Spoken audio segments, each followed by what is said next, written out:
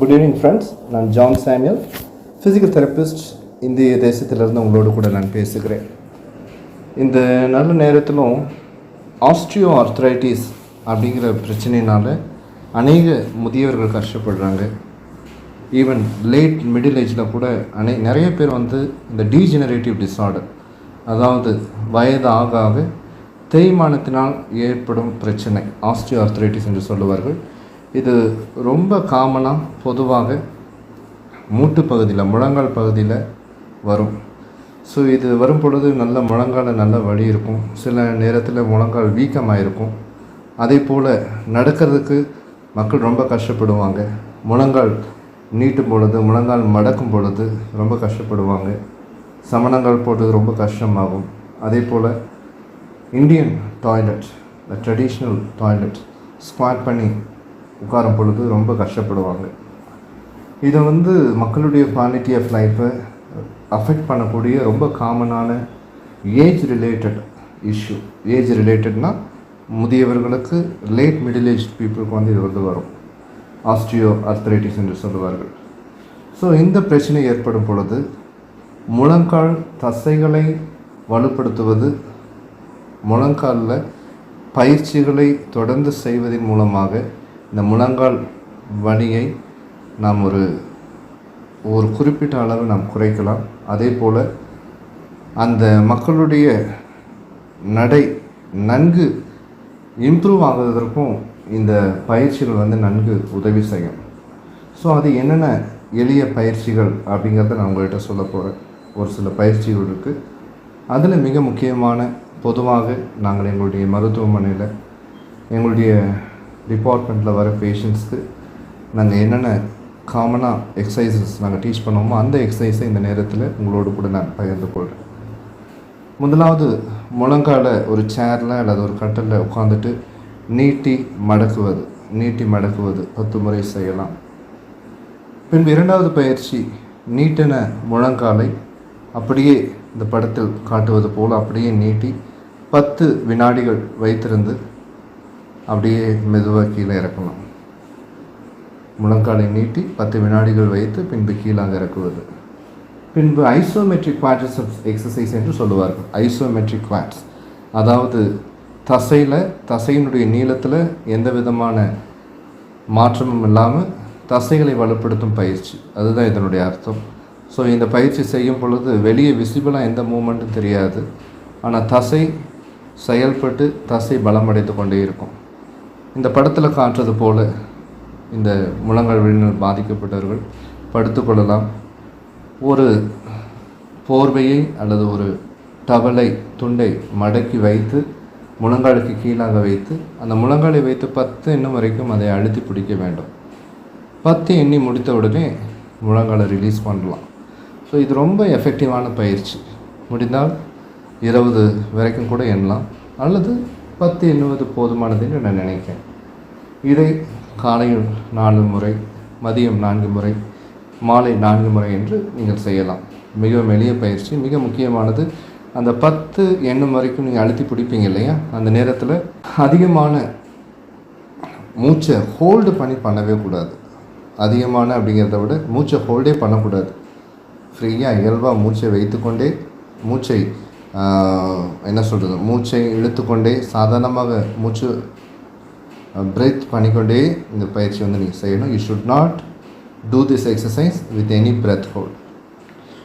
அப்புறம் பார்த்தீங்கன்னா, நீங்கள் படுத்து கொண்டிருக்கும் பொழுது மூட்டு தேய்மானமாக இருந்தாலும், முழங்கால் வலியாக இருந்தாலும், இடுப்பு பகுதியில் உள்ள மிக முக்கியமான தசை, ஹிப் அப்டெக்டாஸ் என்று சொல்லுவார்கள். ஹிப் அப்டெக்டாஸ். ஸோ அந்த தசைகள், அதாவது நிற்கும் பொழுது, நடக்கும் பொழுது நாம் நம்முடைய இடுப்பை, நம்முடைய உடல் எடையை சீராக பிடித்துக்கொள்வதற்கு இந்த தசைகள் பேருதவியாக இருக்கிறது.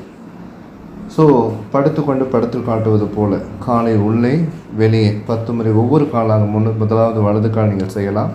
வலது கால் செய்கிறீர்கள் என்றால் உள்ளே வெளியே மெதுவாக கட்டளில் தேய்த்து கொண்டே நீங்கள் 10 முறை நீங்கள் செய்யலாம். பின்பு இடது காலிற்கும் நீங்கள் செய்யலாம்.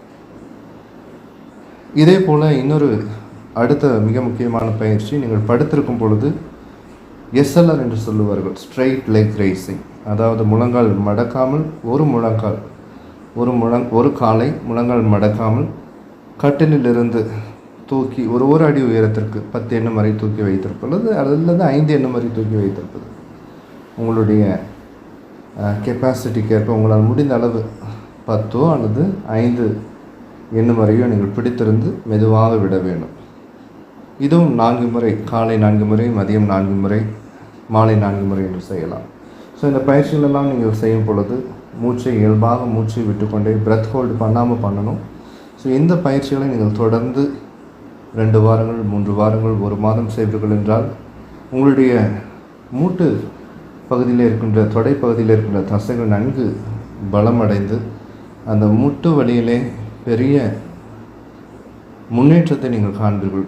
முட்டி வலி குறைந்து நீங்கள் நன்றாக நடப்பதிலே நீங்கள் முன்னேற்றம் காண்பீர்கள். அதே போல் இந்த பயிற்சிகளை செய்வதோடு கூட நீங்கள் நிறுத்தி கொள்ளாமல் மிக முக்கியமாக ஒரு சில வாழ்க்கை முறை மாற்றங்களை நீங்கள் செய்யணும். என்ன அப்படின்னா, வீட்டில் வெஸ்டர்ன் டாய்லெட்டு நீங்கள் வச்சு அதை நீங்கள் யூஸ் பண்ணலாம். ஒருவேளை எங்கள் வீட்டில் வெஸ்டர்ன் டாய்லெட்டு நீங்கள் அதை இப்போ வைக்க முடியாது அப்படின்னா கமோடு என்று சொல்லுவார்கள், டாய்லெட் சேர். அதை சர்ஜிக்கல் ஷாப்பில், மெடிக்கல் ஷாப்பில் எளிதாக கிடைக்கக்கூடிய ஒரு சேர், பிளாஸ்டிக் சேர் இருக்கும். அதில் கமோட், டாய்லெட் போகிற இடத்துல ஒரு ஹோல் இருக்கும். அதில் ஒரு பக்கெட் மாதிரி இருந்து அதில் டாய்லெட் பாஸ் பண்ணிவிட்டு நீங்கள் அதை பின்பு சுத்தம் பண்ணிக்கொள்ளலாம். ஸோ அதில் நீங்கள் வாங்கி உங்களுடைய வீட்டில் இருக்கின்ற பெரியவர்களுக்கு நீங்கள் கொடுக்கலாம். அதே போல் இந்த முழங்கால் வலி, ஆஸ்டியோஆர்த்ரைட்டிஸ்னால் வரும் இந்த முழங்கால் வலி இருக்கும் பொழுது நீங்கள் அதிகமாக மேடு பள்ளமாக இருக்கும் இடங்களில் அதிகம் நடக்கக்கூடாது. அன்ஈவன் சர்ஃபேஸ் என்று சொல்லுவார்கள், கரடு முரடான பகுதிகள். சில இடத்துல வந்து பார்த்தீங்கன்னா கல் அங்கங்கே இருக்கும், மண் குழியாக இருக்கும். ஸோ அப்படிப்பட்ட கரடு முரடான பகுதிகளில் அன்ஈவன் சர்ஃபேஸில் சமமற்ற பகுதிகளில் நீங்கள் வந்து நடப்பதை நீங்கள் தவிர்க்க வேண்டும். அதே போல் நீங்கள் வலி அதிகமாக இருக்குன்னா நீங்கள் மருத்துவரிடம் சென்று, எலும்பு மருத்துவரிடம் சென்று அவரிடமிருந்து நல்ல ஆலோசனைகளை, மருந்துகளை நீங்கள் பெற்றுக்கொள்ளலாம். ஹாட் வாட்டர் ஃபெர்மெண்டேஷன் என்று சொல்லுவோம், வெந்நீர் ஒத்தடம். இன்றைக்கு ஹாட் வாட்டர் பேங்க்லாம் நிறையா அவைலபிளாக இருக்குது. அதில் நீங்கள் வெந்நீர் ஊற்றி வைத்து நீங்கள் ஒத்தடம் கொடுக்கலாம். அதே போல் மிக முக்கியமாக இந்த நாட்களில் நிறைய சாஃப்ட் செப்பல்ஸ் வந்து அவைலபிளாக இருக்குது. சர்ஜிக்கல் ஷாப்பில், ஃபுட்வேர் ஷாப்ஸில் இன்றைக்கு சாதாரணமாக எல்லா ஷூ கடையிலுமே மைக்ரோ செல்லுலர் ரப்பர் என்று சொல்லுவோம், சாஃப்ட் செப்பல் இருக்கும். ஸோ அதை நீங்கள் வாங்கி போட்டுக்கொள்ளலாம். அது நிறைய மாடலில் இருக்குது. உங்களுக்கு பிடித்த மாடலில், அது உங்களுக்கு ஒரு ஸ்பெஷலான ஒரு செப்பல்னே தெரியாது, ரொம்ப அழகான மாடலில் இருக்குது. அதை நீங்கள் வீட்டுக்கு வெளியே போடணும் வாங்கிக்கலாம், வீட்டுக்குள்ளே போட சாஃப்ட் செப்பல்ஸ் ஒன்று வாங்கிக்கலாம். ஸோ அந்த சாஃப்ட் செப்பல் போட்டு நடக்கும் பொழுது ஷாக் அப்சர்வர் போல் அது செயல்பட்டு முழங்காலுக்கு அதிக அதிர்வுகள், உடலின் எடை அதிகம், உடல் எடையினால் தாக்கம் ஏற்படாதபடி அந்த செப்பல் வந்து பாதுகாத்து கொள்ளும். அதே போல் நீங்கள் உட்கார்ந்து கொண்டே மற்ற கைகளுக்கு, கால்களுக்கு பாதம் அசைக்கிறது, மற்ற பயிற்சிகளை செய்து உங்களை ஃபிட்டாக வைத்துக்கொள்ள வேண்டும். ஒருவேளை உடல் எடை அதிகமாக இருக்கிறீர்கள் என்றால் அந்த உடல் எடையை குறைப்பதற்கான முயற்சிகளை நீங்கள் எடுக்கலாம். ஸோ இப்படிப்பட்ட வாழ்க்கை முறை மாற்றங்களை நீங்கள் இந்த ஆஸ்டியோஆர்த்ரைட்டிஸ்னால் கஷ்டப்படும் பொழுது செய்யும் பொழுது பெரிய மாற்றங்களை நீங்கள் காண்பீர்கள். அதே போல் பெரிய இந்த உடற்பயிற்சிகளை, இந்த நான் சொன்ன இந்த ஒரு சில பயிற்சிகளை செய்வதன் மூலம் பெரிய அளவில் முன்னேற்றத்தையும் காண்பீர்கள். இது நீங்கள் ஆரம்ப நிலையிலேயே நீங்கள் இதை செய்வீர்கள் என்றால் ரொம்ப அது ப்ரோக்ரஸ் ஆகாமல், நம்ம ஆரம்ப நிலையிலேயே இந்த பயிற்சிகளை செய்வீர்கள் என்றால் உங்களை பாதுகாத்து கொள்ளலாம். ஸோ இந்த பயிற்சிகள் உங்களுக்கு மிகவும் பேருதவியாக இருக்கும். இதை நீங்கள் செய்து பயன்பெறும்படி உங்களை அன்போடு கூட அழைக்கிறோம், உங்களை அன்போடு கூட வாழ்த்துக்கிறோம். தேங்க்யூ, நன்றி.